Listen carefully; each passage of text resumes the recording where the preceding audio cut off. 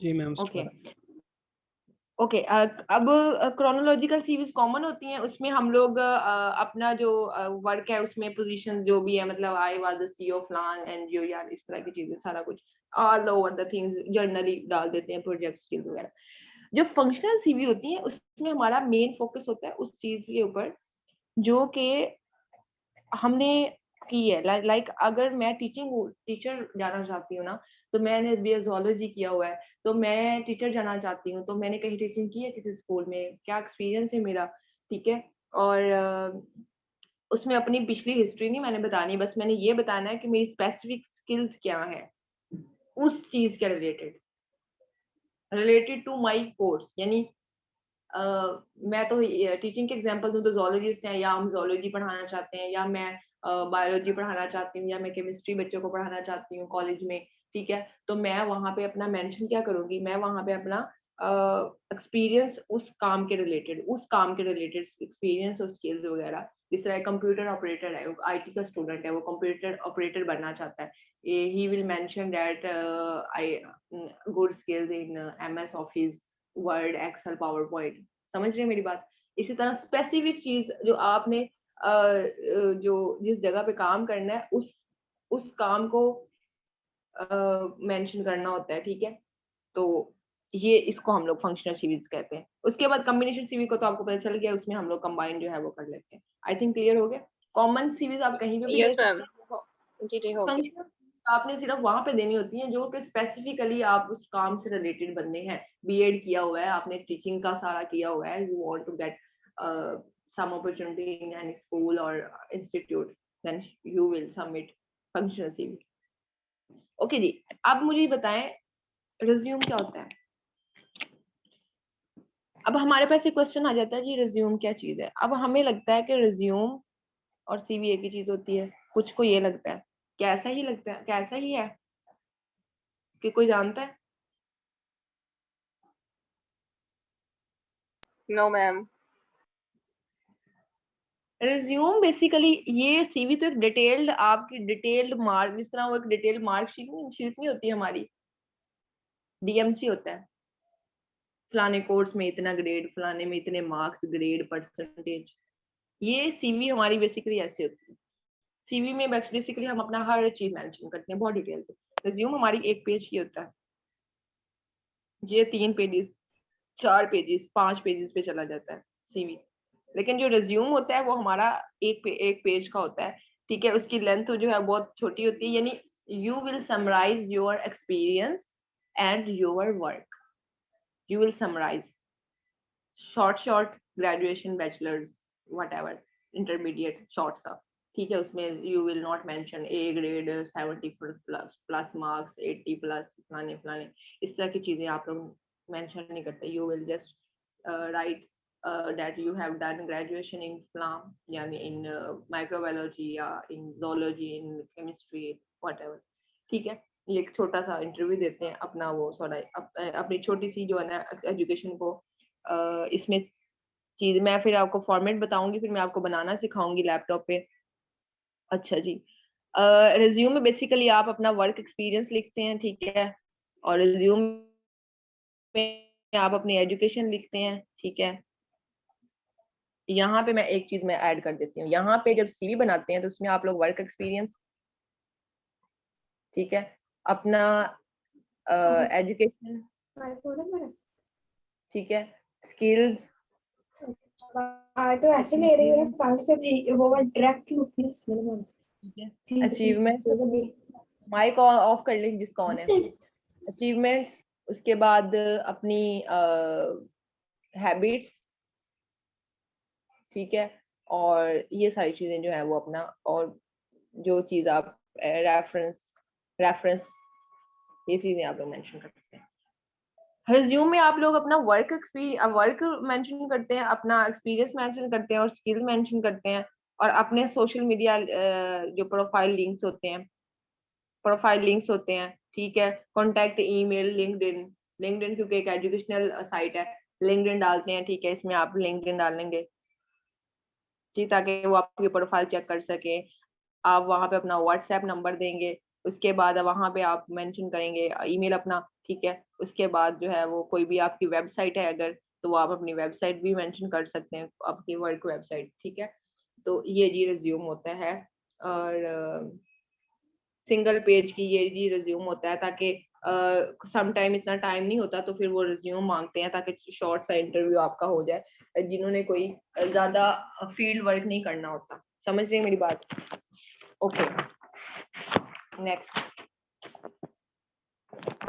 Next जी आ जाते हैं। इसकी भी टाइप्स होती हैं। अब एक पोर्शन क्लियर हो गया, रिज्यूम क्या होता है। रिज्यूम में हम लोग क्या करते हैं, ऐसा डॉक्यूमेंट जिसको जो कि जिसमें हमारी एजुकेशन स्किल्स और हमारा वर्क जो है वो समराइज होता है, उस डॉक्यूमेंट को हम लोग क्या कहते हैं, रिज्यूम कहते हैं। अब रिज्यूम जो होती है इनकी 4 टाइप्स होती हैं, रिज्यूम की भी 4 टाइप्स होती हैं।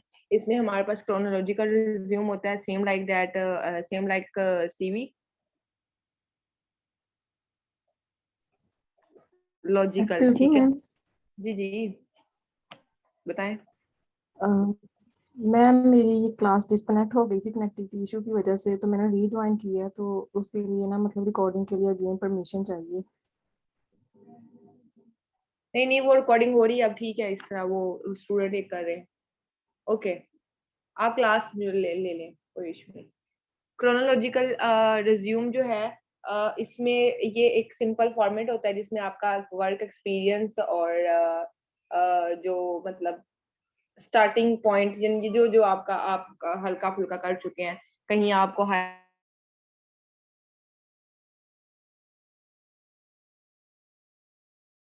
लॉजिकल रिज्यूम में। इसी तरह फिर फंक्शनल रिज्यूम होता है जिसमें थोड़ी सी डिटेल आप लिख देते हैं, पेज एक ही यूज करना होता है, ठीक है। रिज्यूम होता है। उसके बाद अब जो हमारे पास फंक्शनल रिज्यूम होता है, इसमें स्किल्स, एक्सपीरियंस और अपनी एम्प्लॉयमेंट हिस्ट्री डालनी होती है, यानी आप कहीं पे एम्प्लॉय रहे हैं, ठीक है, तो आप कहाँ पे रहे हैं, वो ऑर्गेनाइजेशन कौन सी थी, वो कंपनी कौन सी थी, उसमें आप एज अ सुपरवाइजर थे, आप एज अ क्या थे वहाँ पे, ठीक है। ये चीजें मेंशन करनी होती हैं।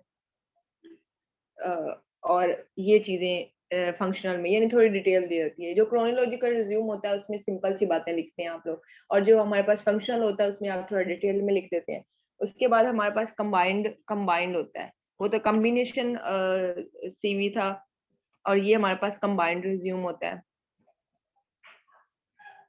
ये मैं इसलिए बोल रही हूँ क्योंकि आप डिफरेंट जगहों पे अप्लाई करेंगे आफ्टर ग्रेजुएशन या after bachelors, after after masters, तो आप लोगों को पता होना चाहिए कि हमने इस अदारे में ये सीवी कैसे देनी है, क्योंकि आपका रिज्यूम या आपकी सीवी जो होती है वो बड़ा इफेक्ट करती है पढ़ने वाले पे, ठीक है।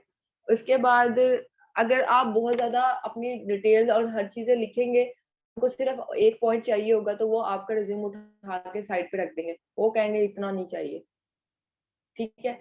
तो समटाइम अगर आपको इंटरव्यू कॉल नहीं ना आती, तो उसका ये मतलब होता है कि आपका सीवी इतना अट्रैक्टिव नहीं था, या आपका रिज्यूम इतना अट्रैक्टिव नहीं था कि वो आपको सिलेक्ट कर सकते, ठीक है।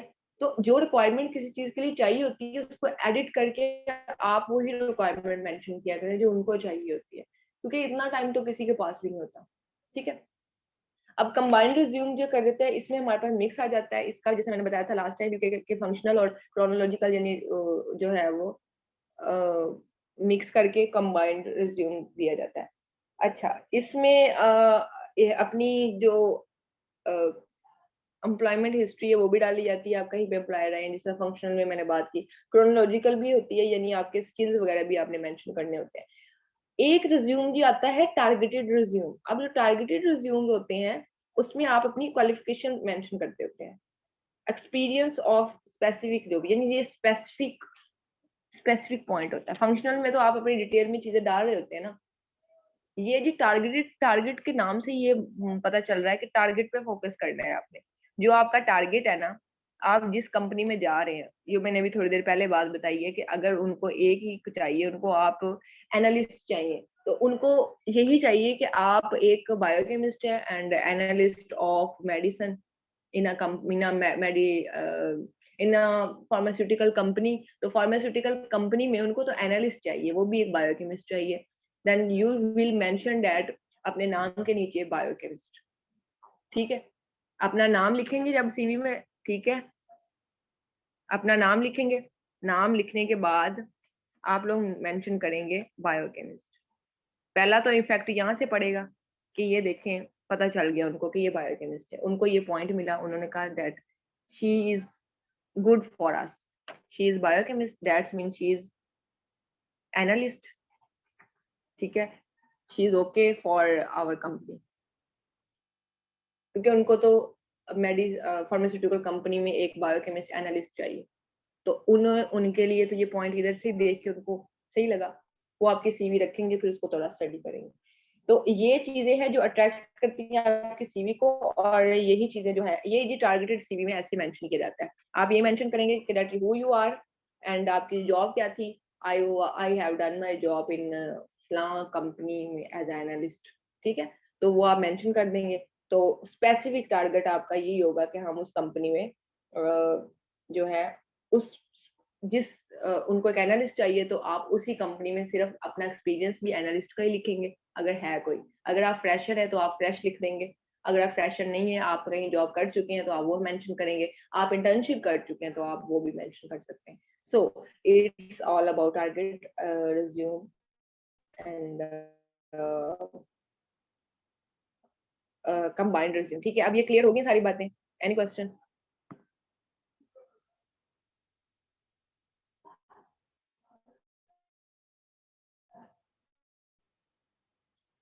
नो? ओके, अब हम बात कर लेते हैं what is the difference between CV and resume, ठीक है। अब सीवी और रिज्यूम में क्या डिफरेंस होता है? इनमें जी स्पेसिफिकली 3 डिफरेंसेस होते हैं। एक सबसे पहले हमारी लेंथ का डिफरेंस होता है, लेंथ, ठीक है। नंबर 2 पे हमारे पास आ जाती है टाइप ऑफ इंफॉर्मेशन, जो भी आपने लिखनी होती है टाइप्स ऑफ इंफॉर्मेशन, उसका डिफरेंस आ जाता है, ठीक है। उसके बाद specific jobs, sorry spelling ignore करें, अपने पास से लिख लें,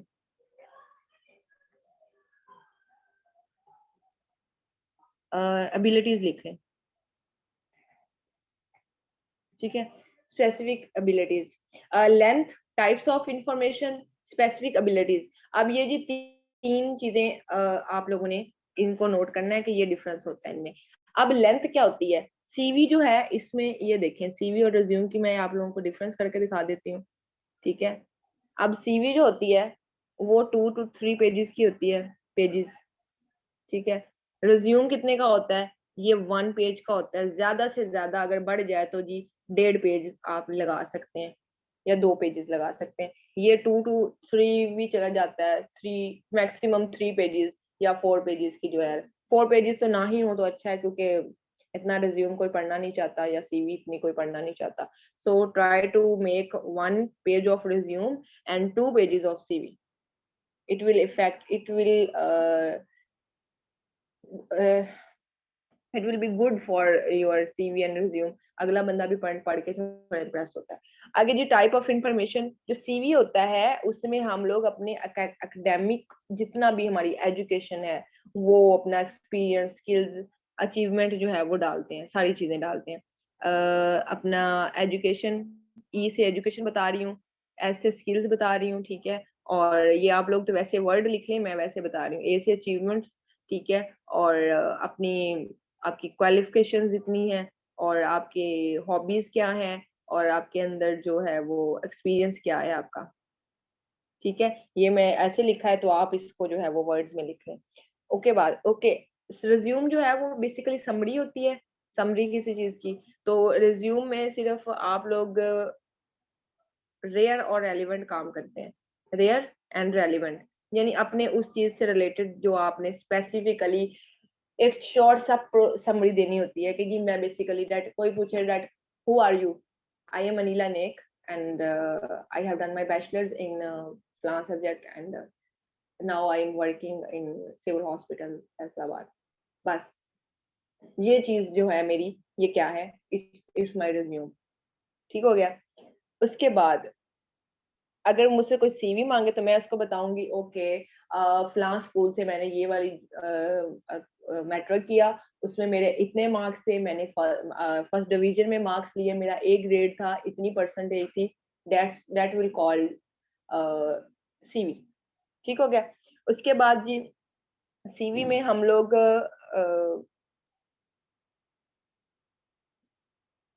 डिटेल चीजें डालते हैं। अगर स्पेसिफिक टारगेट, स्पेसिफिक एबिलिटीज की बात कर दें, इसमें जो है जी specific ability, no need of any specific ability, oh sorry no need, हाँ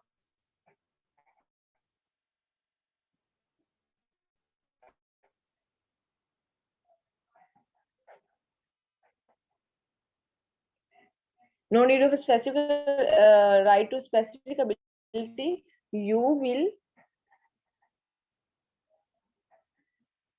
will write detailed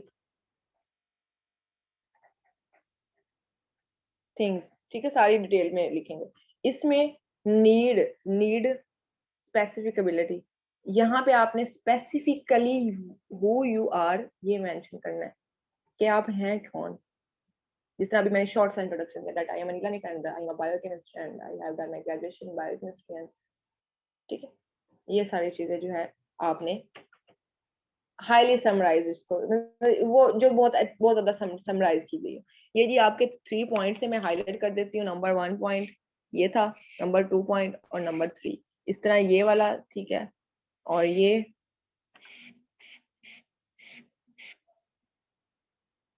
is it clear now?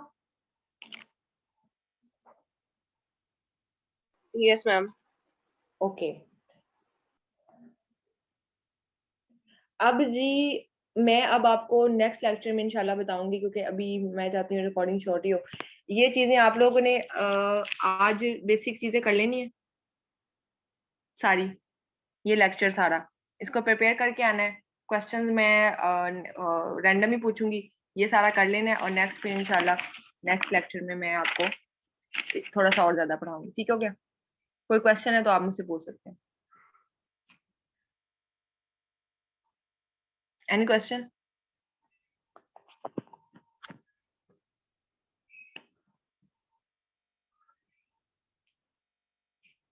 No?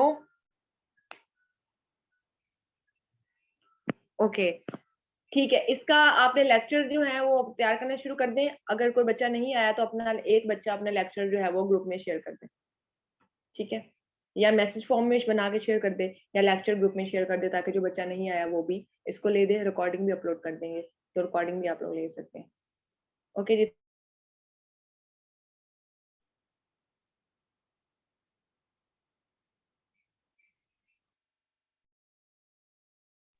you may leave now.